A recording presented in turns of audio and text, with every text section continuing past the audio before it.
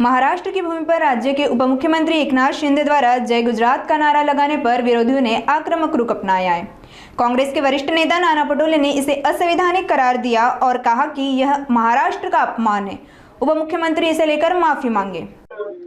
या पद्धतीचं कलंकित करायचा अधिकार संविधानिक पदावर बसलेल्या लोकांना नाही। त्यामुळे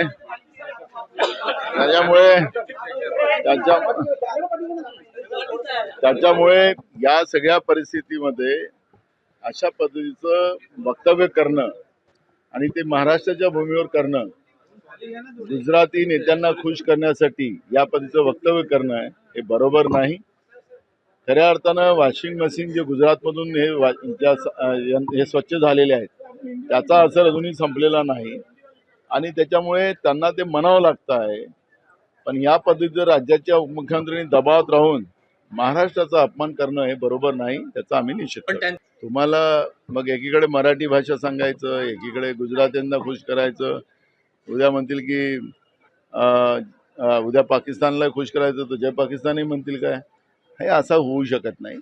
महाराष्ट्रामध्ये कितीही असेल तरी आम्ही आमच्या विधानसभेतही ते स्वतः उपमुख्यमंत्री आहेत, त्याच्यामुळे तिथेही आम्ही महाराष्ट्राचा जयघोष करतो।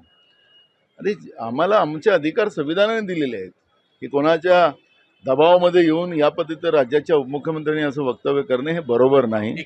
आपल्याला त्या राज्यामध्ये गेलं तर त्या राज्यातल्या गौरव आपल्याला करावा लागतं, पण हे महाराष्ट्राच्या भूमीवर पुण्यात या पद्धतीनं महाराष्ट्राच्या सांस्कृतिक भूमीवर महाराष्ट्राच्या उपमुख्यमंत्र्यांनी जय गुजरात म्हणणंच हे खऱ्या अर्थानं महाराष्ट्राला कलंकित करण्यासारखं आहे, मराठी भाषेच्या लोकांचा अपमान करण्याचा आहे, छत्रपती शिवाजी महाराजांच्या महाराष्ट्राचा अपमान करण्यासारखा आहे आणि त्याच्यामुळे त्यांनी जाहीर माफी मागावी। आणि इथं आल्यानंतर अमित शहानी सुद्धा या प्रधानमंत्र्यांनी सुद्धा जय महाराष्ट्र जय भारत म्हणायला पाहिजे। हे महाराष्ट्राची भूमी आहे तर तिथं आल्यानंतर त्यांचा गौरव केलाच पाहिजे।